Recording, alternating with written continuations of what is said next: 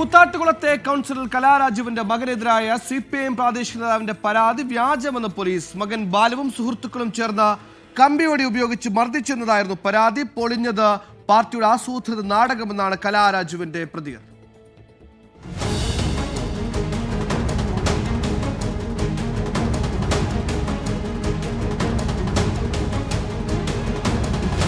ഈ മാസം 18-നാണ് രാഷ്ട്രീയ നാടകങ്ങൾക്ക് കൂത്താട്ടുകുളം നഗരസഭ വേദിയായത്.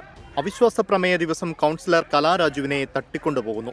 അന്ന് രാവിലെ CPIM ഏരിയ കമ്മിറ്റി ഓഫീസിനടുത്ത് വെച്ച് തന്നെ കലാരാജുവിന്റെ മകൻ ബാലുവും സുഹൃത്തുക്കളും ചേർന്ന് മർദ്ദിച്ചുവെന്നായിരുന്നു CPIM പ്രാദേശിക നേതാവിന്റെ പരാതി. കമ്പിവടി കൊണ്ട് മർദ്ദിച്ചുവെന്നായിരുന്നു ആരോപണം. എന്നാൽ പോലീസ് അന്വേഷണത്തിൽ പരാതി വ്യാജമെന്ന് തെളിഞ്ഞു. പരാതിയിൽ പറയുന്ന സമയം ബാലു അവിടെ ഉണ്ടായിരുന്നില്ലെന്നും എറണാകുളത്തായിരുന്നെന്നും പോലീസ് കണ്ടെത്തി. ഇത് സൂചിപ്പിക്കുന്ന റിപ്പോർട്ട് പോലീസ് കോടതിയിൽ നൽകി. തനിക്കെതിരെ നടന്ന ആസൂത്രിത നീക്കമാണ് പൊളിഞ്ഞതെന്ന് കലാരാജു. ഈ പറഞ്ഞ എല്ലാ കാര്യങ്ങൾക്കും കൃത്യമായ തെളിവ് നമ്മളുടെ കയ്യിലുണ്ട്. പിന്നെ നമ്മൾ എന്തിനാ അതിനകത്ത് ടെൻഷൻ അടിക്കുന്നില്ല.